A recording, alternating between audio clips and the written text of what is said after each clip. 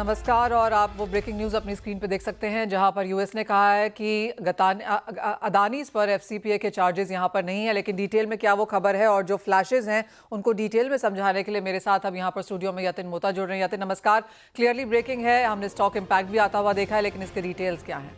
तो देखिए, जहाँ तक कि डीओजे यानी डिपार्टमेंट ऑफ जस्टिस के इंडाइटमेंट का सवाल है, यूएस में लीगल ओपिनियन भी आ रही है और जो एक्सचेंज पे अदानी ग्रुप ने फाइलिंग की है उसके मुताबिक जो यूएस में जो धोखाधड़ी और ब्राइबरी का मामला चल रहा है, तो जो ब्राइबरी के चार्जेस हैं यानी जो घूस देने का मामला है उसमें गौतम अदानी, सागर अदानी पे किसी प्रकार का चार्ज नहीं है, ना ही कोई अदानी ग्रुप के ऑफिशियल्स यानी विनीत जैन उस पे भी कोई प्रकार का आरोप आपको ब्राइबरी चार्जेस पे आता हुआ नहीं दिखाई दे रहा है। इनफैक्ट गौतम अदानी, सागर अदानी और विनीत जैन के ऊपर किसी भी प्रकार का यूएस फॉरेन करप्ट प्रैक्टिसेस यानी एफसीपीए का कोई चार्ज नहीं है और ये लोगों को एक्सक्लूड किया गया है फॉरेन करप्शन प्रैक्टिस एक्ट के द्वारा। जो डीओजी की जो डॉक्यूमेंट्स पब्लिक डोमेन में अवेलेबल है उसके लीगल ओपिनियन के बाद जो एक्सचेंज पे कंपनी ने फाइलिंग की है।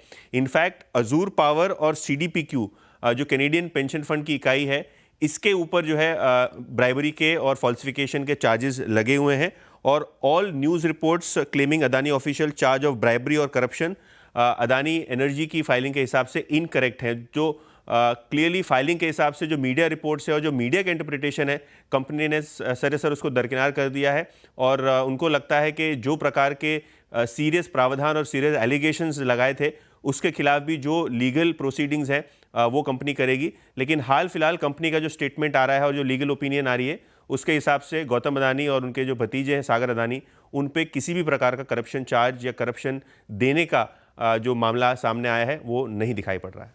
यतिन, अपने लो से तो स्टॉक पहले ही ऊपर आ चुके थे, लेकिन इस न्यूज़ का रिएक्शन क्लियरली हम यहाँ पर मार्केट्स में आता हुआ देख रहे हैं। क्लियरली और थोड़ा बहुत पैनिक ने जो है 2-3 दिनों से पूरे के पूरे ग्रुप शेयर्स पे है। Adani Enterprises, Adani Ports, Ambuja cement, Adani Energy, इन सारे स्टॉक्स पे प्रेशर था। लेकिन हाँ, कंपनी के ऑफिशियल बयान के बाद और एक्सचेंज फाइलिंग के बाद आज एक रिलीफ रैली आपको दिखाई पड़ रही है और ये बड़ी बात है क्योंकि जो दूसरे चार्जेस हैं वो काफ़ी छोटे हैं और जो क्लियर जो इशू था और जो लीडर ऑफ अपोजिशन ने भी उठाया था वो करप्शन का था। और कहीं ना कहीं जो डिपार्टमेंट ऑफ जस्टिस के डॉक्यूमेंट्स हैं उसमें एक क्लियर दिखाई पड़ रहा है कि अदानी ग्रुप के जो प्रमोटर्स हैं और जो ऑफिशियल्स हैं इनके खिलाफ किसी भी प्रकार की घूसखोरी का मामला सामने नहीं आया है। कोई भी डॉक्यूमेंट ऐसा नहीं सजेस्ट कर रहा है कि इनके ऊपर जो है करप्शन के चार्जेस लगे हुए हैं। तो आई थिंक ये जो लीगल ओपिनियन और जो कंपनी का क्लैरिफिकेशन आया है मीडिया रिपोर्ट्स को लेके, ये काफ़ी अहम रहेगा। एटलीस्ट शेयर प्राइस तो यही बता रहे हैं। वेल एब्सोल्युटली यतिन, बहुत शुक्रिया साथ जुड़ने के लिए उस खबर के साथ। तो क्लियरली ब्रेकिंग न्यूज़ आपकी स्क्रीन पर, शेयर्स ने रिएक्ट भी यहाँ पर किया है। एज ऑफ नाउ जैसे यतिन हमें बता रहे थे कि जो मेजर चार्जेस हैं वो यहाँ पर होते हुए नहीं नजर आ रहे हैं। ऑफकोर्स जो माइनर हैं उसके साथ कंपनी यहाँ पर डील करती रहेगी, लेकिन जो इमीडिएटली पिछले एक हफ्ते में हमने बहुत ज़्यादा उठापटक और बहुत ज़्यादा खबरों का सिलसिला यहाँ पर चलता हुआ देखा था, वो इस खबर से थोड़ा बहुत यहाँ पर सॉर्ट होता हुआ दिख रहा है। ऑफकोर्स ये स्टिल अभी भी डेवलपिंग न्यूज़ है। वेल, ये तो बात हुई अडानी शेयर्स की, लेकिन आगे बढ़ेंगे और बात अब यहाँ पर कच्चे तेल की करेंगे, क्योंकि यहाँ पर हमने अच्छी खासी मुनाफा वसूली ओवरनाइट भी आते हुए देखी है। WTI और ब्रेंट के प्राइसेस आपकी स्क्रीन पे लेके आना चाहेंगे, क्योंकि हमने 68 के आसपास WTI देखा और ब्रेंट का हाई इस हफ्ते का $45 का था। वहां से अच्छी खासी मुनाफा वसूली बनते हुए नजर आई है। आगे किस तरह के प्राइसेस रह सकते हैं इस पर करेंगे चर्चा। साथ ही एक नजर डालेंगे यहाँ पर सोने पे, क्योंकि यहाँ पर अच्छी खासी उठापटक है। यूएस में ट्रंप एडमिनिस्ट्रेशन जनवरी से किस तरह के स्टेप्स लेके आ सकती है, लेकिन सबसे बड़ा मामला क्लियरली यहाँ पर इजराइल और हिजबुल्लाह के सीज फायर को लेकर है। उसका एक इम्पैक्ट हमने इन सभी सेफ हेवंस पे आता हुआ देखा है। साथ ही हम बात करेंगे आज के शो में दालों की, जहां पर जो खरीफ क्रॉप है उसकी अराइवल्स बाजार में आनी शुरू हो गई हैं, तो किस तरह का प्राइस इंपैक्ट रह सकता है, इस पर होगी चर्चा। हमारे साथ जुड़ रहे हैं ICICI सिक्योरिटीज के energy analyst Prabal Sen, HDFC securities के Anuj Gupta and agro corp India trade services के डायरेक्टर सोहेल तन्ना। शुरुआत सबसे पहले यहाँ पर क्रूड से कर लेते हैं। एंड प्रबल, जब से ट्रंप इलेक्ट हुए हैं, एज अ प्रेसिडेंट इलेक्ट हैं, हमने बहुत बड़ी मूव्स यहाँ पर, वॉलेटाइल मूव्स यहाँ पर आते हुए देखी हैं। एज ऑफ नाउ जिस तरह से ये 25% टैरिफ कनाडा पर भी लगता हुआ नजर आया है, कनाडा से हम 4 मिलियन बैरल्स पर डे का इंपोर्ट यूएस में आता हुआ देखते हैं। यूएस सबसे पहले जो भी सारे इंप्लीकेशंस हैं, आप उन्हें कैसे रीड कर रहे हैं? नहीं, जो आपने कहा I think that's very accurate कि कनाडा और Mexico combined I think 71% import US का वहाँ से होता है क्रूड का। तो अगर आपका वहाँ टैरिफ इंक्रीज होता है तो eventually I think both refined markets पे और क्रूड प्राइसेस पे उसका असर दिखना चाहिए। अभी ऑब्वियसली ये डिक्लेरेशन ऑफ इंटेंट है in terms of what mister president Trump wants to do, तो वो देखना पड़ेगा कि eventually whether these tariffs are implemented. लेकिन अगर ये टैरिफ्स आते हैं तो उसका जरूर इन्फ्लेशनरी एक इम्पैक्ट होगा। अभी क्रूड मार्केट्स में एक्चुअली बहुत इंटरेस्टिंग पुश एंड पुल है। अगर आप देखें रिसेंट वीक्स में जो इन्वेंट्री डेटा है यूएस का across the board, distillate inventory 5 साल के एवरेज के अराउंड 4% नीचे है। पेट्रोल इन्वेंट्री भी 5 साल के एवरेज के हिसाब से 4% नीचे है। कुशिंग जो उनका ट्रेडिंग हब है वहां पे inventories were down I think around 700,000 barrel last week. और जो लास्ट यूएस का क्रूड इन्वेंट्री डेटा आया है वो भी एक्चुअली जितना एक्सपेक्टेड था उससे ज्यादा ड्रॉल है। On the flip side US production has hit a new record in August and September and OPEC plus का जो स्पेयर कैपेसिटी है वो तो ऑब्वियसली सबसे बड़ा ओवरहैंग है ही, because around 4 to 5 million barrels a day का स्पेयर कैपेसिटी डिपेंडिंग ऑन आप किसकी रिपोर्ट पढ़ रहे हैं, वो ऑलरेडी इन स्टोर है। तो I think right now short term events हैं जिनकी वजह से शायद क्रूड मार्केट्स में नर्वसनेस है with respect to prices, but physical markets अगर हम देखें from a slightly longer term perspective, I think the crude prices are probably still will remain in a bearish territory. Okay. Prabal, I just want to go a step back और एक और चीज़, Trump अगर आते हैं तो markets ये भी expect कर रहे हैं कि हम एक्सपोर्ट परमिट्स आता हुआ देखेंगे नए एलएनजी प्रोजेक्ट्स के लिए। ऑयल ड्रिलिंग यहाँ पर यूएस कोस्ट और फेडरल लैंड्स में अलाउ कर दी जाएगी। नया फंड यहाँ पर दिया जा रहा है रिप्लेनिश करने के लिए एसपीआरस। इनका क्या असर आता हुआ देखते हैं आप ऑयल एंड गैस दोनों पर? आई थिंक गैस में आपकी बात बहुत रेलेवेंट है, because if you remember Biden administration में लास्ट ईयर उन्होंने जो नए एलएनजी प्रोजेक्ट्स हैं, बहुत सारे प्रोजेक्ट्स जो अप्रूवल स्टेज में हैं उनको ऑन होल्ड रख दिया था। दे हैड रिमूव्ड उसके जो परमिशन अथॉरिटी है उसको उन्होंने चेंज करके एफईआरसी के हाथ पे दिया था to look at the impact on the environment. And forgive me, मैं इंग्लिश में शिफ्ट कर रहा हूँ बिकॉज मेरी हिंदी इतनी स्ट्रॉन्ग नहीं है to convert translate all the words, लेकिन उसका प्रोबेबिलिटी बहुत हाई है कि ये करंट एडमिनिस्ट्रेशन उसको शायद रोल बैक करे या रिलैक्स करे। उसकी वजह से in any case LNG market में अगर आप देखें फाइनलाइज्ड और developed plans itself 190 million turns का एडिशन आ सकता है in the next 4 to 5 years। लेकिन इस नए एडमिनिस्ट्रेशन की वजह से इवन बियॉन्ड दैट आपके जो प्लान्स अभी अटके हैं, बिकॉज 3 से 4 साल आपको एक एलएनजी लिक्विफैक्शन टर्मिनल बनाने में लगता है फ्रॉम स्टार्ट टू फिनिश, वो अप्रूवल्स भी आ गए, तो even for longer term supply के लिए बहुत अच्छी बात है। As far as crude is concern, frankly मेरे हिसाब से अगर परमिशंस इजी हो भी जाते हैं लेकिन प्राइसेस और economics will drive additional drilling. अगर आप शेल की बात करें या यूएस के ऑपरेटर्स की बात करें, वो इकोनॉमिक्स देखते हैं। रेगुलेशन एक पार्ट है, लेकिन अगर इकोनॉमिक्स ज्यादा अच्छा नहीं है तो मुझे नहीं लगता कि ड्रिलिंग एकदम से बहुत पिकअप करेगी। वो एब्सोल्युटली, वो बहुत एक वैलिड पॉइंट है। अगर प्रॉफिटेबल ही नहीं है तो फिर रेगुलेशंस का कोई बहुत बड़ा मतलब नहीं निकलेगा। प्रॉब्लम एक और चीज़, of course as of now हमने यूएस की तरफ से टैरिफ्स चाइना, मैक्सिको, कनाडा पे आते हुए देखी हैं। कोई ऐसी प्रोबेबिलिटी है कि आप कोई ऐसी कैलकुलेशंस एट ऑल कर रहे हैं कि हम कोई टैरिफ्स यहाँ पर इंडिया पे आता हुआ देखेंगे? I have no opinion. मुझे frankly आइडिया है नहीं whether there is anything that can happen. Trump is unpredictable, जैसा आपने देखा होगा पिछले एडमिनिस्ट्रेशन में भी, so he can obviously deploy tariffs on maybe one category or several categories, but as a blanket जो उन्होंने बात की है वो I think बहुत specific है to Canada and Mexico, because he has connected it to immigration and the drug trade, जिसका frankly India के ऊपर कोई relevance है नहीं। As of नहीं है। Probability probably remote है, is I would say. Okay. प्रबल, आपने जैसे कहा कि आगे जाते हुए चांसेस यही हैं कि हम क्रूड के प्राइसेस को नीचे जाता हुआ देखेंगे। Frankly we don't actually debate that, और ये वो अच्छा ही है एक्चुअली इंडिया के हिसाब से the kind of imports we have. जिस तरह से बैंक ऑफ अमेरिका की रिपोर्ट है कि वो ब्रेंट को अगले साल 65 ऑफ एन एवरेज पे देख रहे हैं, सिटी ने भी 65 की बात की है, पॉसिबिलिटी टुवर्ड्स 60 की भी बात की है। क्या इतनी बेरिशनेस आप अगले साल में एक्सपेक्ट कर रहे हैं क्रूड पे? नहीं, मुझे हमारा जो एस्टिमेट है on a base case level we continue to believe कि I think 70 to 75 probably is a more sustainable level, क्योंकि अगर आपका 65 के आसपास आ जाता है, when crude slips below 70, the economics of incremental drilling for shale operators in particular, I think that starts to take a hit, so you will have a response from the supply side is what we think. Obviously demand can be even weaker than what we expect. लेकिन अगर हम broadly normalise करें demand और supply के balance को, मुझे अभी भी लगता है आई थिंक 70 to 75 के रेंज में crude will probably sustain. That's our base case estimate.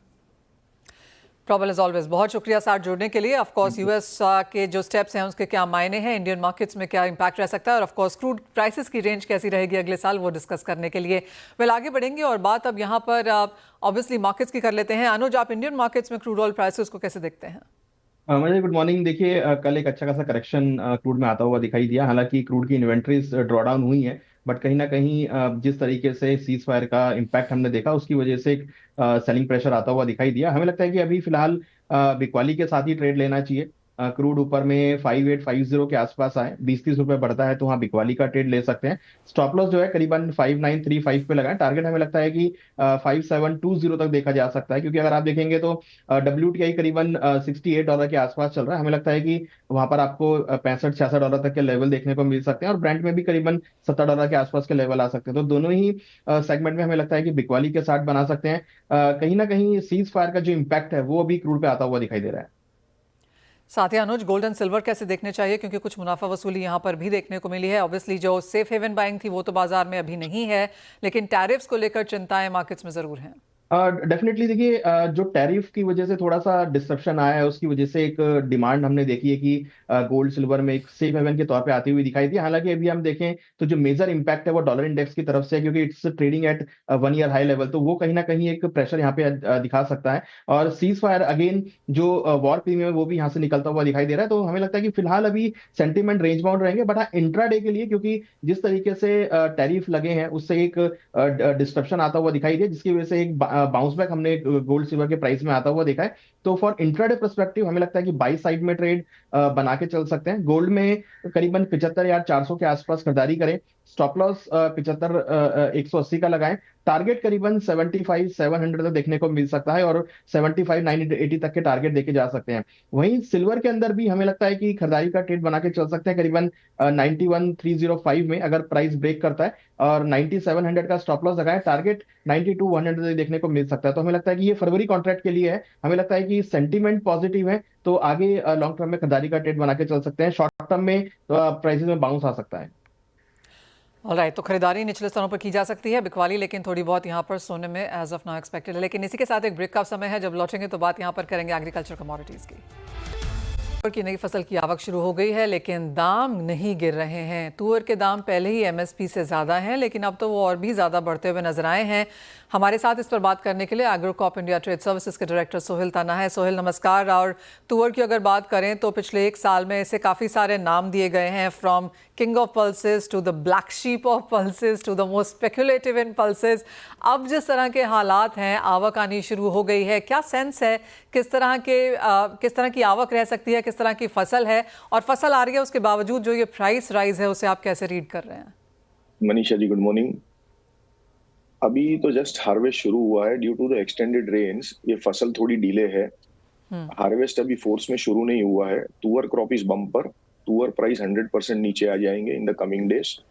तुअर की फसल बहुत बढ़िया है. आपको हार्वेस्ट प्रेशर दिखाई देगा 15 दिसंबर के बाद, या 15 दिसंबर से तब पता चलेगा. जो नई तुअर की फसल की प्राइस है वो पुरानी तुअर से भी नीचे आ जाएंगे एक बार के लिए. तो तुअर में अभी ऐसी कोई हालत सोहेल, वो नहीं है. क्या प्राइसेस होंगे फिर, अगर आप कह रहे हैं कि प्राइसेस अवेलेबल से भी नीचे आ जाएगा, तो किस तरह के प्राइसेस की बात कर रहे हैं हम? इसके अंदर करीबन 7 से 8 हजार रुपया टन नीचे गिरावट दिखी जा सकती है धीरे धीरे करके from the current levels, and may be more also. And overall crop आप कैसी देख रहे हैं सोहेल, क्योंकि आपने कहा एक बम्पर क्रॉप की एक्सपेक्टेशन है? बहुत बढ़िया क्रॉप है. क्रॉप जो लास्ट 2 साल से देखी नहीं जा रही थी उससे भी बहुत बढ़िया क्रॉप है. जिस तरह के स्टेप्स यहाँ पर गवर्नमेंट ने लिए हैं, आपको लगता है फाइनली वो ऑन ग्राउंड यहाँ पर कारगर होते हुए दिखे हैं? Perfect steps taken by the government, और इस बार गवर्नमेंट कामयाब हो गई है, और गवर्नमेंट को साथ भी मिलेगा. प्राइसेस तुअर के दाम इस बार उनको कम दिखेंगे. इस बार कोई तुअर नहीं होगी चर्चा. ओके वो फॉर अ चेंज यहाँ पर काफ़ी अच्छा होगा। सोहेल, जिस तरह से हमने यहाँ पर इंपोर्ट्स आते हुए देखे हैं और नई कंट्रीज़ यहाँ पर इंडिया के लिए सोइंग कर रही हैं, जिस तरह की क्रॉप है, आपको लगता है कि वो बैलेंस यहाँ पर फिर से शायद रिक्रिएट करना होगा? ये बैलेंस अभी रहेगा ही। ये देखिए, अफ्रीका क्रॉप बहुत बढ़िया है, अराइवल्स भी बहुत बढ़िया है। म्यांमार ऑल्सो इस टाइम क्रॉप बढ़िया ही रहेगी, बिकॉज लोगों ने दाम बहुत अच्छे देख लिए है, किसानों को दाम अच्छे मिल रहे हैं। तो ये सिलसिला मेरे को लगता है ये अच्छा ही रहेगा, अनलेस एंड अनटिल अगर इंडिया में अगले साल कुछ होता है तो, which is very very far thinking, अभी बोलना बहुत मुश्किल है। बट इंडियन डिमांड की अगर बात की जाए, सॉरी आप क्या कह रहे थे सोहेल? तुअर की तेजी खत्म हो गई है। और रही बात डिमांड की, मिलर को हर भाव माल मिलता रहेगा, मिलर कोई अग्रेसिव बाइंग करेगा नहीं, नई स्टॉकिस्ट इसके अंदर एंटर होगा अभी। ओके, आई थिंक ये म्यूजिक होगा गवर्नमेंट के ईयर्स के लिए, बिकॉज पिछले 12-18 महीने में हमने बहुत ज़्यादा तुअर सुना है। एज मीडिया भी मैं आपको ये बात बता सकती हूँ, लेकिन जैसे आपने कहा कि तुअर की बातचीत नहीं होगी, 7 से 8 हज़ार रुपये प्राइसेस नीचे आ सकते हैं और ये बेस्ट फसल है परहैप्स पिछले 2 सालों में। सोहेल, इंडियन मार्केट्स की अगर डिमांड की जाए तो पिछले साल यहाँ पर सरकार प्रॉक्सी डिमांड भी पुश कर रही थी। भारत दाल में भी हमने काफ़ी सारी दालें ऐड होते हुए देखी। कितना easing of all of these measures अब आप आने वाले समय में एक्सपेक्ट करेंगे? ऐसे आप, मैं एक शॉर्ट में बोलना चाहूंगा, तुअर ही तुअर दिखेगी हर जगह। तो आप समझ जाइए कितना ईज होगा। Right, I understand that. Sohail, अब बाकी दालों में क्या सीन है, क्योंकि चने के प्राइसेस अभी भी थोड़े से एलिवेटेड हैं। बाकी अगर हम बाकी दालों में अगर मसूर मूंग की बात करें तो वहां पर आगे जाके अब प्राइस सेंस में क्या नजर आता है? देखिए, चने की बात आप करेंगे तो चना ऑलरेडी $200 डिस्काउंट हो चुका है चने में। तो गवर्नमेंट ने जब येलो पीस एक्सटेंड किया तो दिसंबर तक, तो चना ऑलरेडी $200 डिस्काउंट हो गया ऑस्ट्रेलिया से सेलिंग प्रेशर की वजह से। बट अभी जो डिस्काउंट हुआ है, इससे अभी यहाँ से डिमांड शुरू हुई है। चने में डिमांड तो रहेगी, तो लोकल स्टॉक्स ऑलरेडी खत्म ऑलमोस्ट होने आ चुके हैं, तो वापस चना दोबारा ठीक हो सकता है और ठीक होना शुरू भी हुआ है नीचे भाव से। बट लेकिन इतनी बड़ी भी तेजी नहीं आएगी जितनी लोग एक्सपेक्ट करते हैं। बट ठीक है, मंदी जो आनी थी आ गई, अब चने में कोई मंदी नहीं है। और रही बात मसूर में भी, मसूर रेंज बाउंड चलती रहेगी, $50 प्लस माइनस कोई मैक्सिमम मसूर में भी अभी मंदा हाल फिलहाल ऐसा है नहीं, क्योंकि मसूर भी पोर्ट के ऊपर स्टॉक्स कम है और जो भी स्टॉक्स है वो गवर्नमेंट के पास है। तो जब तक नई फसल नहीं आती है, सोइंग पैटर्न नहीं पता चलता है, तब तक चना और मसूर अभी कोई लंबी मंदी नहीं है, बिकॉज सबसे ज्यादा सोइंग वीट और मक्के की ज्यादा हो रही है। Fair point. Sohail Tanna, always a pleasure to talk to you, और बहुत शुक्रिया वो तुअर पे हमसे स्पेशली बात करने के लिए। 3 बार आपने लगातार कहा कि इस बार तुअर ही तुअर दिखने वाली है और तुअर की खबरें शायद ऑफकोर्स उस वजह से कम होती हुई नजर आएंगी। वेल, ये हाल ऑफकोर्स यहाँ पर पल्सेस का है, लेकिन जाने से पहले अनुज, आपकी कोई टॉप ट्रेडिंग स्ट्रैटेजी जो आप एग्री एज अ सेक्टर में देना चाहें? देखिए, अभी तो हम देखें तो सभी एग्रीकल्चर में एक सेलिंग प्रेशर आता हुआ दिख रहा है, क्योंकि इस बार क्रॉप साइज अच्छा है, मानसून अच्छा रहा है। तो मुझे लगता है कि फिलहाल अभी सेंटीमेंट थोड़ा नरम रहेगा और मसालों में हमें लगता है कि सेलिंग प्रेशर जो है वो थोड़ा कंटिन्यू हो सकता है। Fair point that. बहुत शुक्रिया अनुज आपका भी। तो कुछ सेलिंग प्रेशर यहाँ पर मसालों में देखने को मिल सकता है आगे भी, और कुछ प्रेशर ऑफ कोर्स हमने गुआर के प्राइसेस में भी आता हुआ देखा था। कोई बहुत बड़ी तेजी एज ऑफ नाउ इस सेगमेंट में देखने को नहीं मिल रही। लेकिन इसी के साथ एक ब्रेक का समय है, लौटेंगे तो बात यहाँ पर करेंगे इक्विटी मार्केट्स की।